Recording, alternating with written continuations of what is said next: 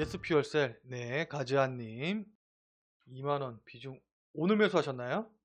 일단은 요 종목 같은 경우에는 수소차 관련주잖아요. 예. 뭐 아시다시피 SPO셀 같은 경우는 수소차 관련주고, 오늘 수소차 관련해서도 이슈가 있었어요. 알고 계시죠? 그 정부에서 뭐 몇만 대더라? 뭐 요거 해가지고서는 수소 충전지 뭐 하는 걸로 해가지고서는 이야기를 했었었는데, 어, 일단 수소차 관련주는, 예, 오늘 호재가 있었음에도 불구하고 솔직히 말씀드려서 그러니까 오늘 같은 장에서 음봉 만들면서 어, 종가 부근에서 마무리가 됐다고 하면은 조금 아쉬운 모습이기는 해요. 가지아님 이해되시죠?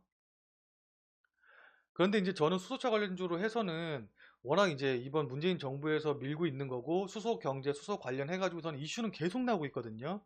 그렇기 때문에 이슈가 나올 때마다 한 번씩 튀어 오르기는 해요. 이해되시죠? 그리고 일단 이 종목 같은 경우는 뭐 외국 기관이나 최근 들어서 기관이나 외국인들 쪽에서도 매수가 들어오고 있는 종목이다 보니까는, 그냥 단순히 기술적으로 본다고 하더라도 이것도 요즘 요런 차트의 모양을 가진 종목들이 굉장히 많은데, 반등이 나오고 그 다음에 이 자리 부근에서 고점 자리 부근을 돌파를 해주는 흐름이 나왔죠. 19,650원 요 정도 자리가 근 한 달 동안 계속 고점으로 작용을 했었었는데, 이 고점 라인을 한 번에 돌파하는 흐름이 나왔기 때문에 어쨌든 간에 음봉이 나오긴 했지만, 위쪽에서 움직이고 있다고, 이 자리를 깨지 않고 계속 움직인다고 하면은 추가적으로 계단식으로 이렇게 상승할 가능성이 높거든요. 가지아님 이해되시죠?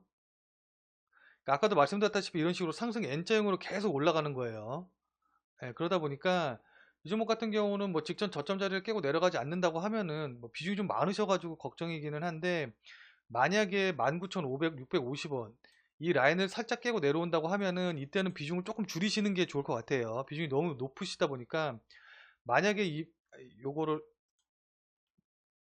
지우고 비중이 높으면 뭐가 문제냐면은, 단기적으로 봤었을 때 여기 박스권, 그러니까 한 달 동안 박스권을 만들었던 이 자리 하단 부분을 깨고 내려가게 되면은 그때는 손절 처리를 해야 되거든요.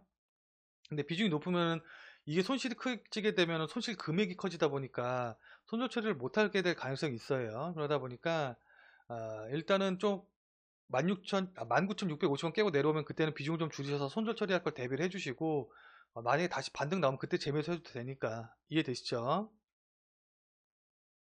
그렇게 대응을 해주시면 좋을 것 같습니다. 그래서 목표가 같은 경우는 일단은 정책 테마나 이런 것들이 분명히 있고, 그 다음에 뭐 최근 수급이라던가 그 다음에 차트 모양상으로 봤었을 때도 나쁘지는 않은 흐름이기 때문에, 아, 25,000원 정도 자리까지, 그러니까 직전 고점 자리죠. 24,000원에서 25,000원 정도 사이, 이 정도 자리까지는 보고 가시면 될 것 같은데, 다시 한번 말씀드리지만 워낙 비중이 높기 때문에 분할로 나눠서 매도하시는 게 좋을 것 같아요. 그래서 한 21,900원 정도, 22,000원 정도 부분이 되겠네요. 22,000원 부분 정도 되면 이것도 한 10% 정도 수익일 테니까, 요 정도면 만족하실 만할 것 같아요. 금액 비중이 높다 보니까 금액적으로. 그래서 한 22,000원 정도 중에서 1차적으로 매도 고려하시고, 그 다음에 요거 돌파해서 올라가면 그 다음에 한 24,000원 정도쯤에서 한 22% 정도 수익이니까 그때 나머지 수익 실현하고 나오고, 그 다음에 조정 보이고 떨어지면은 다시 그때 재매서 이제 이런 식으로 가시는 게 좋을 것 같습니다. 이해되시죠?